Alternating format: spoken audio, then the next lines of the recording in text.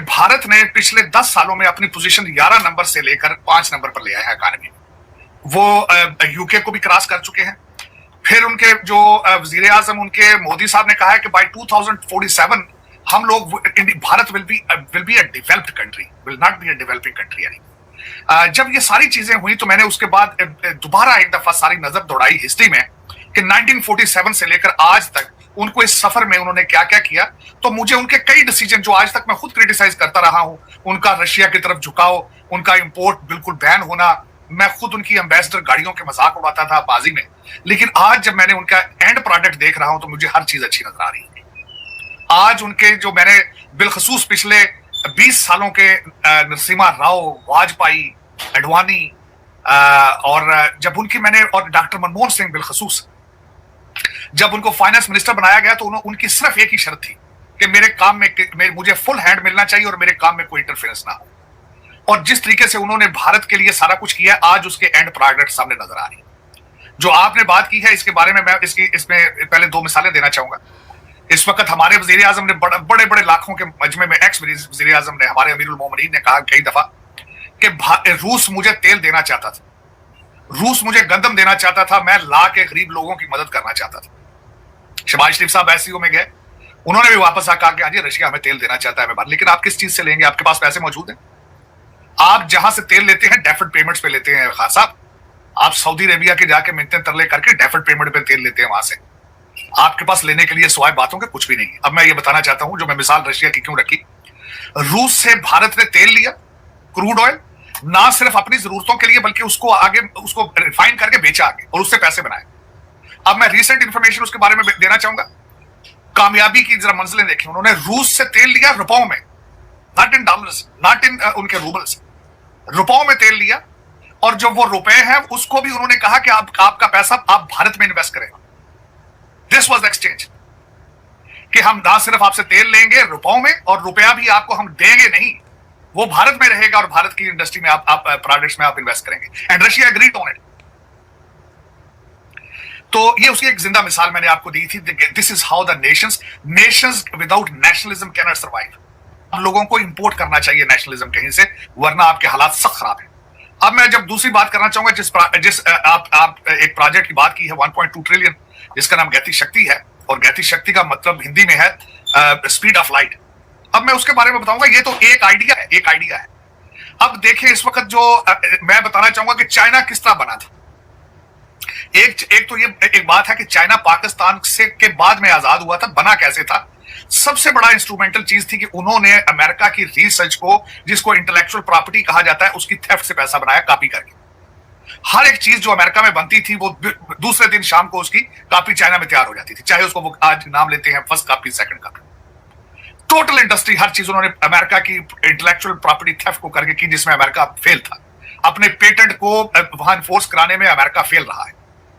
आज क्या हुआ है कि चाइना की दुश्मनी में भारत ने सही तरीके से चाइना की दुश्मनी अमेरिकन के सामने बेची और बेच रहे हैं और बेचेंगे आगे बड़ी कामयाबी से।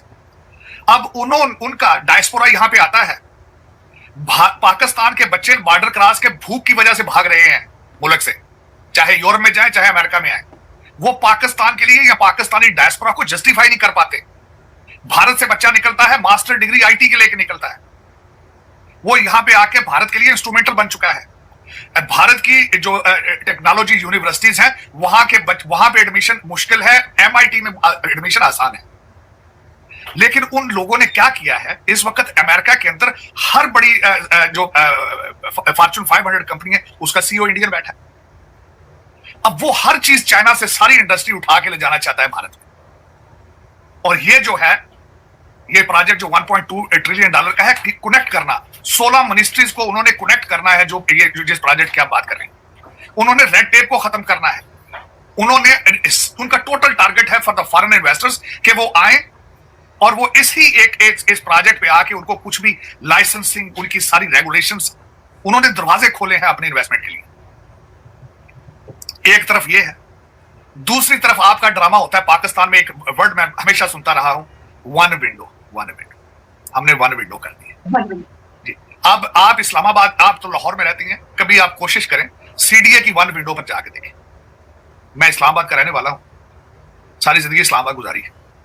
आप अगर कैपिटल डेवलपमेंट अथॉरिटी के अंदर एक वन विंडो कामयाबी से नहीं चला सकते तो आप दुनिया में क्या चलाएंगे? आपके पास एक बहुत बड़ा प्रोजेक्ट जिसके मैं हक में नहीं था क्योंकि आई एम एन अमेरिकन, जिसको कहा जाता था सी पैक, आपके पास आपके पिछली 2 हुकूमतों ने, मुझे तो यहां तक लोग कहते हैं, मैंने सुना है उनको कहते हुए कि नवाज शरीफ और जरदारी साहब, इनको सिर्फ इसी बात की सजा दी गई है कि ये सी पैक के साथ देवर अटैच्ड विद इट। आपने उनसे भी $26 बिलियन आपने उड़ाया, खाया। वो ट्रांसफर हो चुका है इस वक्त लंदन में, दुबई में, और उनके पिज्जा स्टोर बन चुके हैं। लेकिन आपने उस अपॉर्चुनिटीज को भी बाय बाय कर दिया। चाइना कहता था मैं ग्वादर को सिंगापुर बना दूंगा, आपने चाइना के दरवाजे बंद कर दिया। चाइना आपसे नाराज सख्त है। अगले दिन नीलम डैम के ऊपर, नीलम दरिया के ऊपर डैम बनाना था, वो डैम आधा बना चुके थे, वो छोड़ के वापस चले जा चुके, वो वापस जा चुके, क्योंकि इमरान खान हुकूमत का सबसे बड़ा प्रोजेक्ट यही दिया गया था कि you have to stop CPEC and he delivered it. अब मैं जो आगे दो चीजें और बताऊंगा कि आगे आपके मुस्तकबिल में क्या होने वाला है। इस वक्त भारत जो है उसको सिक्योरिटी काउंसिल के 2 साल की लीडरशिप उसकी टर्न आ चुकी है, वो 2 साल के लिए उसकी लीडरशिप उनको मिलेगी। दूसरी लीडरशिप की उनकी टर्न आ चुकी है, G20 1 साल के लिए भारत को दे दी जाएगी। अब उनके पास एक इंटरनेशनल लाउड स्पीकर उनके हाथ में होगा। इकोनॉमी उनकी स्ट्रांग है, भारत में दे आर यूनाइटेड। मोदी साहब has given them the steroids of nationalism. अब आप ये बताएं कि इन सर्कमस्टांसेस में कैन यू सर्वाइव? और आपके स्टेट, मैं आपको बताना चाहूंगा कि आपकी what is the state of the Pakistan, what is the state of the state. एक कंट्री जाम हो चुका है एक आर्मी चीफ की अपॉइंटमेंट में। एक आर्मी चीफ, एक इंसान की अपॉइंटमेंट के लिए आपका मुल्क has come to the dead end deadlock jammed. जंग जारी है। पाकिस्तान का सबसे बड़ा युद्ध हो रहा है just on the appointment of one man. आपके क्या हाल में दुनिया नहीं देख रही है? मेरा एक क्वेश्चन मार्क है, दुनिया नहीं देख रही है? आप क्या समझते हैं जो 25-30 टूटे फूटे एम्बेसडर पाकिस्तान में बैठे हैं वो साइफर नहीं लिख रहे हैं? वो ऑब्जर्व नहीं कर रहे हैं कि सुबह गवर्नमेंट कॉलेज यूनिवर्सिटी में आप जाके बच्चों से फौज के खिलाफ गालियां निकलवाते हैं और शाम को एडवर्ड कॉलेज पेशावर में जाके बच्चों को कहते हैं जिहाद के लिए तैयार हो जाओ और अपनी फौज को गालियां निकालो। वो नहीं देख रहे।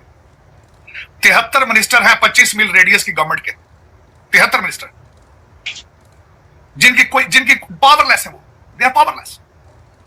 कोई इख्तियार नहीं उनके पास, कोई इख्तियार नहीं। दुनिया ने नमूना देखा है अडयाला जेल, और अडयाला जेल के सामने आपकी इस्लामाबाद पुलिस और पंजाब पुलिस के झगड़े। दुनिया ने देखा है कि जिस तरीके से सीसीपी और डोगर ने वापस फेडरल गवर्नमेंट में आने से इनकार कर दिया और परवेज लाई ने जाके उसको गले लगाया। उसके बाद क्या हुआ? आप फेडरेशन ने, इस्लामाबाद ने सुबह सरहद से पुलिस मांगी, उन्होंने जवाब दे दिया। IMF को दोनों सूबों ने आपको उन्होंने बैंकरप्ट करने के लिए अपना रोल अदा किया। अब पीछे बचा क्या था कि दोनों सूबे अपने तराने और झंडे अलग बना रहे, सिर्फ यही बचा। लेकिन आप मुझे यह बताएं, क्या दुनिया नहीं देख रही है सारा कुछ? मुझसे कल किसी ने क्वेश्चन किया है कि यहां पे 3 बड़े आपके 3 इस वक्त वाशिंगटन डीसी की यात्रा पे हैं, आपके तीनों के तीनों आए पिछले दिनों। सबसे पहले यूनाइटेड नेशन जनरल असेंबली में मुझे कोई दूसरा मुल्क नजर नहीं आया जिसमें सदर भी आया हो, वजीर आजम भी आया हो और फॉरेन मिनिस्टर भी आया, दोनों आए हो। दोनों का ऑब्जेक्टिव ये हो कि पाकिस्तान का केस पेश करना है। लेकिन नहीं, बिलावल भुट्टो अपने प्राइम मिनिस्टरशिप के लिए यहां पे लॉबी कर रहे थे।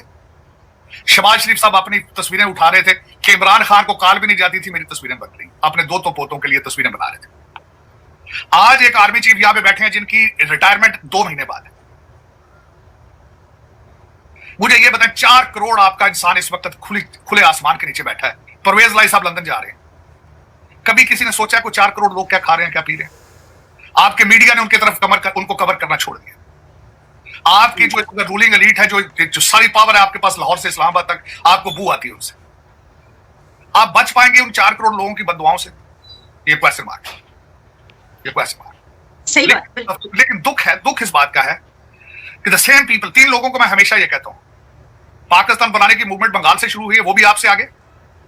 बांग्लादेश आपसे 50 साल आगे है, इंडिया इस वक्त आपसे 100 साल आगे। और आपकी डायरेक्शन, आपका वाहिद, अगर मैं मान लूं अमीरुल मोमिनीन, जिनको मैं हमेशा कहता हूं, मैंने इनका नाम रखा था मुफ्ती मेकियावेली जैसे, क्योंकि अब तो फतवे भी देते हैं जनाब। पॉपुलर, द मोस्ट पॉपुलर, मैं मानता हूं the most popular leader in Pakistan right now. और उसके अल्फाज क्या है, मैं आपको जिहाद की तैयारी करा रहा हूं। उसके पास इकोनॉमी का कोई रोड मैप नहीं है, उसको उस मुल्क के लिए कोई रोड मैप नहीं है जो एक एग्रीकल्चर कंट्री है और गंदम इंपोर्ट करता है। उसके पास कोई रोड मैप नहीं। वो कहता मैं जिहाद की तैयारी करूं। और जिहाद की तैयारी कहां हो रही है? डायरेक्शन काबल एंड सोमालिया एंड लीबिया।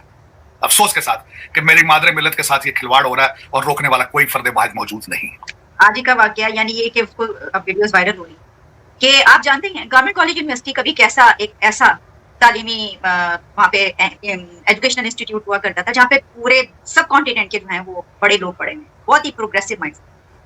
पहले तो इमरान खान वहाँ पे गए थे, लेकिन अब हुआ ये कि जो वही वाइस चांसलर साहब हैं असगर जैदी, वो मौलाना तारिक जमील को उन्होंने बिठाकर, वो मौलाना तारिक जमील कुर्सियों पे बैठे हैं और तलबा और तालबात को जमीन पे बिठा दिया और मौलाना तारिक जमील उनको लेक्चर दे रहे हैं। मुझे बताएं कि जीसी को आपने मदरसा बना दिया।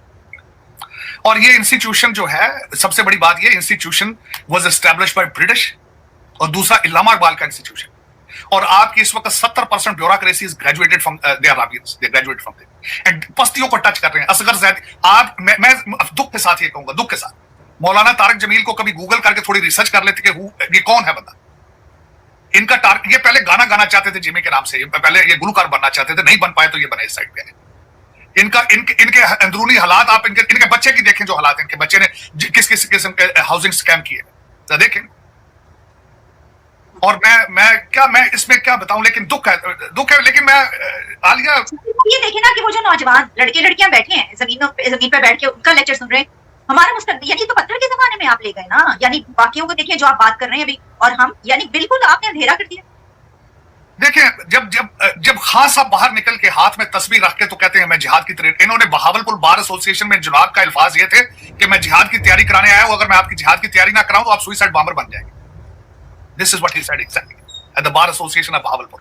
और देखें उसमें मैं आलिया, देखें आज मैं अगली बात आपको बताना चाहता हूं। भुट्टो के मूजब थे अयूब खान, उनके मूजब थे, उनका बेटा था, उन्होंने बनाया था, उन्होंने लॉन्च किया था प्रोजेक्ट भुट्टो। उसके बाद दूसरा प्रोजेक्ट लॉन्च किया जियाउल हक ने, नवाज शरीफ। तीसरा ज़हीरुल इस्लाम ने लॉन्च किया ये अमीरुल मोमिनीन। लेकिन मैं उन्हीं के लोगों उन्हीं पे गिला है, मुझे इनके साथ कोई गिला नहीं। उसकी वजह यह है कि आप अगर अपने मुल्क के साथ एक प्रोजेक्ट करते हो तो जब वो नहीं चलता तो उसको वाइंड अप करो यार, उसको वाइंड अप करो। You have a moral obligation, you have a moral responsibility to save the state from these people because you are the one who brought them up. Challenge कर करके वो बंदा खुद कहता है कि मेरी तो भाई एजेंसियां लेके आती थी एमएनए को पकड़ के। लोगों के इंटरव्यू मौजूद है कि एमएनए को उठा के लाया जाता था वोटिंग कराने के लिए, उनको बंद कर दिया जाता था रेस्ट रूमों में। तो आप ये सारा कुछ नेपियंस की तब्दील करते रहे हो, कौम के मुस्तकबिल के साथ खेलते रहे हो। आज चारपाई के नीचे घुस गए हो, आज कहते हो कि we are not responsible of this man. अब आगे अंधेरा नजर आ रहा है, पीछे खाई है, आगे अंधेरा है। 4 करोड़ बंदा जो जलील हो रहा है, किस तरह बचोगे उनकी बददुआओं से भाई, किस तरह बचोगे? वो मुझे बताओ ना, मैं खुद I want to have a peace in my mind, I want to have a peace. मुझे कल किसी ने बंदे ने कहा, उसने कहा तार साहब आप जब बोलते हैं बड़े इमोशनल हो जाते हैं। मैंने कहा तेरी मां के कपड़े फाड़े जाए तो तू क्या करेगा यार? मेरी मां 75 साल से कपड़े फाड़ रहे उसके, और फिर महाजर कर दिए मुझे। देखिए महाजर होके हम यहाँ, मैं 12-12 घंटे रोज काम करता हूँ, अमेरिका की तरक्की का बायस बनता हूँ सिर्फ इन लोगों की वजह से। ये जो इस वक्त डीसी यात्रा पे फिर रहे हैं सारे लोग रखा है, और बहुत ही गहरी और एक एक बात आपकी सच में डूबी हुई बात, बिल्कुल आपने सच बोला। और सच हमेशा कड़वा होता है, लेकिन शायद हम इस सच को, इस कड़वाहट को हम एब्जॉर्ब करके आगे शायद तरक्की का हम सोच कुछ ऐसा सोचें। असल में इस वक्त आपका सिस्टम, मैं बिलीव करता हूं कि जब सिस्टम बिल्कुल इतना खराब हो जाए, उस सिस्टम को गिरा के नया सिस्टम बनाना पड़ता है। आपने इस 25 करोड़ लोगों को ऐसे ऐसे लॉलीपॉप दिए, हर 5 साल बाद नई प्रोजेक्ट लॉन्च करते रहे हो आप। रोटी कपड़ा मकान से लेकर आज आपने दूसरी प्रोजेक्ट तब्दीली पाकिस्तान से रियासत मदीना का लॉलीपॉप आपने दे दिया कौम को। बेवकूफ बनाते हो इनको, और इनको मार मार के गुर्बत में इतना नीचे कर दिया कि वो बेचारे इम्यून हो चुके हैं, वो सोचने की सलाहियत खो चुके हैं, वो सोचने की सलाहियत खो चुके हैं। हर एक के हाथ में फोन है, कंप्यूटर है, हर बंदा जानता है कि जी आप करप्ट हो, रूलिंग एलीट इज करप्ट। रोजाना आप स्टेज पे खड़े होकर कह देते हो मोदी के कितने प्रॉपर्टी लंदन में, मोदी के 3 बच्चे लंदन में बैठे, मोदी की कैबिनेट सारी अमेरिका और लंदन से जाती। खुद भी तो देखो, खुद भी तो देखो। और जो बच्चे लेके जाते हो यहाँ पे, जो बिगड़े हुए बच्चे हैं जो अमेरिका और इंग्लैंड से लेकर गए हो, उनकी सलाहियतें क्या है? उनको अमेरिका में और लंदन में कुछ सलाम लेकर नहीं राजी उनसे। आपके साथ इसलिए लेके जाते हैं कि आपकी वो टेकर करते गाड़ियां चलाते हैं, यहाँ आपके वो शौकत खानम के लिए गाने नाचते रहेंगे। सिर्फ उनकी एबिलिटी क्या है बता, मुझे प्रूव करें उनके पास कौन सी पीएचडी है, कौन सी स्किल्स है cabinet to sit in a cabinet. Modi की मिसालें देंगे तो कोई यार, कोई इंसान बनो, इंसान बनो। आज तक मुझे ये बताएं नरसिम्हा राव भाग के लंदन गया? मुझे आज तक ये बताएं उनका कोई प्राइम मिनिस्टर भाग के गया हो जिसके बच्चे और प्रॉपर्टियां हो? ये भी तो बताओ ना। आज तक मैं चैलेंज करता हूं, पाकिस्तान में किसी से पूछे वहां के भारतीय चीफ का नाम क्या है? मुझे आज किसी ने बताया, उसने कहा कभी भारतीय चीफ अमेरिका तुम वाशिंगटन डीसी में देखा तुमने? पता ही नहीं क्या नाम। पता ही। मेरे साथ कोई बंदा बैठ के डिबेट करे, मैं प्रूव करूंगा कि भारत आपसे 100 साल आगे निकल चुका है। लेकिन आप नफरत में सिर्फ 2 चीजों की नफरत है। उनको सिर्फ आपके, क्योंकि आपके निसाबों में पढ़ाया जाता है कि हिंदू ये फलाना ये हो, और ये नफरतें बंद करो, लर्न करो उनसे खुदा का नाम। ये जो नफरतों की फैक्ट्रियां चला ली है मौलाना जमील ने और दूसरे लोग, इनको इनसे जान छुड़ाओ अपनी, उनसे लर्न करो। नहीं उनसे लर्न करना, बांग्लादेश से लर्न कर लो, तुम्हारे भाई हैं। पाकिस्तान की बनने की मूवमेंट बंगाल से शुरू हुई थी, उनसे सीख लो। तो दोस्तों जैसा कि आप जानते हो कि ईरान में मतलब कि अभी वॉर चल रही है, अमेरिका ने वॉर छेड़ रखी है और उसकी टॉक्स मतलब कि उसकी क्या बोलते हैं वॉर रुकवाने के लिए बातचीत अभी इस्लामाबाद में हुई थी। फर्स्ट राउंड की टॉक हुई थी जो कि मतलब कि फेल हो गई थी और उसके बाद अंदाज़ा लगाया जा रहा है, बताया जा रहा है कि दूसरी टॉक जो होगी वो भारत के अंदर हो सकती है, न्यू दिल्ली में हो सकती है, दूसरे लेवल की टॉक। ठीक है, वैसे उसमें अमेरिका की लीडरशिप भारत के अंदर आ सकती है और ईरान की लीडरशिप भी आ सकती है और हो सके तो क्या बोलते हैं इसराइल की लीडरशिप भी आ सकती है, क्योंकि इसराइल की लीडरशिप पाकिस्तान में नहीं आई थी। ठीक है, जिसकी वजह से जिसका बड़ा रीज़न यही था कि भाई टॉक्स फेल हो गई थी। ठीक है भाई, मतलब कि जेडी वेंस ने कहा था कि भाई ये टॉक्स फेल्ड हो गई है और मतलब कि ईरान ने हमारी बात नहीं मानी है। अमेरिका ने बड़ी बड़ी शर्तें रखी थी जिस पर ईरान ने बात नहीं मानी थी उनकी। ठीक है भाई, और उसी चक्कर में मतलब कि अब ये जो टॉक्स होंगी ना वो भारत के अंदर होने की मतलब कि बहुत ज़्यादा मतलब कि पॉसिबिलिटीज़ आ गई है। ठीक है भाई, भारत के अंदर होने की, उससे पाकिस्तान में मतलब कि हलचल मच गई कि भाई भारत अब हमारी टॉक्स भी ले जाएगा, भारत हमारे डायलॉग करवाने के, हम तो भाई साहब विश्व गुरु। पाकिस्तान ये सोच रहा था कि हम तो भाई विश्व गुरु बनते बनते रह गए, मतलब भारत तो हमारे सामने क्या ही था, हम तो विश्व गुरु बनने ही वाले थे और भारत में वो टॉक्स भी शिफ्ट करवा रहा है। तो भाई भारत किसी के टॉक्स वगैरह शिफ्ट नहीं करवाता, भारत अपने दम पर आगे बढ़ता है। ठीक है भाई साहब, उनकी मर्ज़ी है, अमेरिका की मर्ज़ी है, वो जहाँ चाहे अपने टॉक्स करवा सकते हैं। स्विट्ज़रलैंड में भी करवा सकते हैं, कतर में भी करवा सकते हैं। कतर तो भाई साहब बहुत सारे मतलब कि उन्होंने डायलॉग्स वगैरह मतलब कि बहुत सारी मतलब कि बातचीत करवाई है, बहुत सारी जंगों की बातचीत कराई है। अभी अमेरिका और अफ़गानिस्तान की जंग के बीच में मतलब कि तालिबान के बीच में भी वो भी जंग उन्होंने रुकवाई थी, मतलब कि बातचीत करवाई थी कतर ने। ठीक है भाई साहब, तो कतर तो भाई बहुत सारी चीज़ें करवाता है, लेकिन पाकिस्तान सोचता है कि भाई साहब मैं एक खित्ते का चौधरी बन जाऊँ और भारत कुछ भी ना करे। भारत की ताकत तो बेटा सब जानते हैं, सब के सब भाई साहब भारत का लोहा मानते हैं। जिस तरीके से भाई चाइना की सारी इंडस्ट्री उठा क्या बोलते हैं अमेरिका ने उठाकर भाई भारत में शिफ्ट कर दी थी, ये भारत की तो ताकत है, नरेंद्र मोदी जी की मतलब कि दूरदर्शी सोच का ही तो नतीजा है भाई, कि भाई मतलब कि बड़ी बड़ी कंपनीज भारत के अंदर है। अभी रिसेंटली अभी क्या बोलते हैं माइक्रोसॉफ्ट और गूगल ने मतलब कि भाई बिलियंस ऑफ डॉलर्स का इन्वेस्टमेंट्स करा था, तब जबकि भारत के जो रिश्ते हैं अमेरिका के साथ में ख़राब चल रहे हैं, फिर भी भारत के अंदर इतना बड़ा निवेश आना, ये भाई सब भारत की ताकत है। और ये नया भारत है जो भारत घर में घुस के मारता भी है, घर में घुसता भी है और घर में घुस कर मारता भी है भाई, ये नया भारत है। ठीक है भाई, और क्या बोलते हैं, और जो पाकिस्तान सोच रहा है ना कि भाई हम तो भारत को देख लेंगे, हम तो कुछ भी कर लेंगे, भाई साहब तुम्हारी तो हालत ये है कि भाई यूएई से तुम्हें अभी यूएई को तुम्हें 3.5 अरब डॉलर चुकाना है, वो कैसे चुकाओगे भाई साहब? उसके लिए तुम लोन पकड़ रहे हो क्या बोलते हैं सऊदी अरेबिया से और चाइना से। चाइना तो तुम्हें लोन नहीं देने वाला भाई, चाइना से तो तुम भाई भूल जाओ। चाइना का तुमने इतना पैसा खा लिया है ना, चाइना का इतना पैसा खा लिया है, उन्होंने हाथ जोड़ लिया है कि भैया तुम्हें नहीं देना पैसा, कुछ भी करना है। सीपेक के नाम पर तुमने इतना पैसा खाया भाई चाइना वालों को, चाइनीज़ जो वर्कर्स हैं उनको मरवा भी दिया और उसके बाद उनका पैसा भी खा लिया भाई साहब। मतलब कि भाई डबल गेम खेलते हैं पाकिस्तानी। और ये जो पाकिस्तानी गोद में बैठे पड़े हैं ट्रंप ने ही कहा था, ये वही ट्रंप है जिसने कहा था 33 बिलियन खा गया पाकिस्तान हमारा। ठीक है भाई, तो पाकिस्तान भाई साहब कैसे करेगा? मतलब कि पाकिस्तान अभी सोच रहा है कि भाई ट्रंप हमारे साथ है, क्या बोलते हैं वाइट हाउस में डिनर भी करवा रहा है भाई हमें। ठीक है भाई साहब, उस डिनर की कीमत बेटा जो चुकानी है ना बेटा, वो तुम चुकाते चुकाते रह जाओगे भाई साहब। अभी भी बताते हैं कि भाई पाकिस्तान में जो एक बच्चा पैदा होता है तो वो 3-3.5 लाख रुपए का कर्ज लेके पैदा होता है। तो भाई अमेरिका की ना दोस्ती अच्छी है ना दुश्मनी, ये बात एकदम सच है कि भाई साहब मतलब कि अमेरिका को देता है ना तो भाई बहुत कुछ बदले में लेता भी है। मतलब कि पैसे नहीं लेता तुमसे वापस, वो ना पैसे की उनको कमी थोड़ी है, उनको पैसे की कमी नहीं है, वो पैसे नहीं लेता, वो भाई काम निकलवाता है, बहुत काम निकलता है। चाइना है ना, चाइना तो भाई पैसे लेता है, चाइना को वो नहीं है कि भाई काम निकलवाना, चाइना को चाहिए पैसा, वापस पैसा चाहिए, वैसे उतना ही पैसा चाहिए बल्कि उससे ज़्यादा ब्याज वगैरह लगा के पैसा चाहिए उसको। लेकिन जो अमेरिका है ना, अमेरिका भाई पैसा देता है, पैसे के बदले में पैसा नहीं लेता, वो लेता है काम लेता है भाई वो, और वो काम ले रहा है।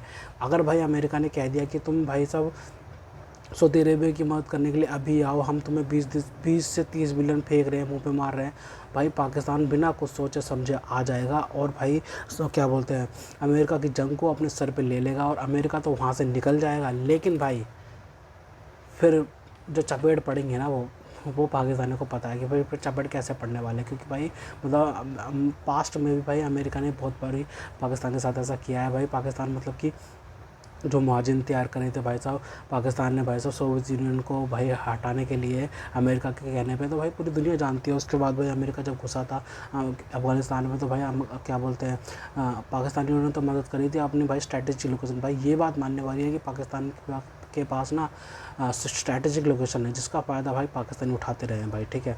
मतलब कि भाई वो डॉलर, मतलब कि डॉलर उन्होंने इतने बनाए ना अपनी लोकेशन बेच के इतना पैसा बनाया ना कि भाई मतलब कि उनकी इकोनॉमी ही इसी चीज़ पर टिकी पड़ी है। यहाँ से पैसा आए, वहाँ से पैसा आए, यहाँ से पैसा आया तो उनको दिया जाए, उनको उनसे पैसा आया तो इनको दिया जाए, बस ऐसे करके ये पैसा शिफ्ट करते रहते हैं भाई साहब।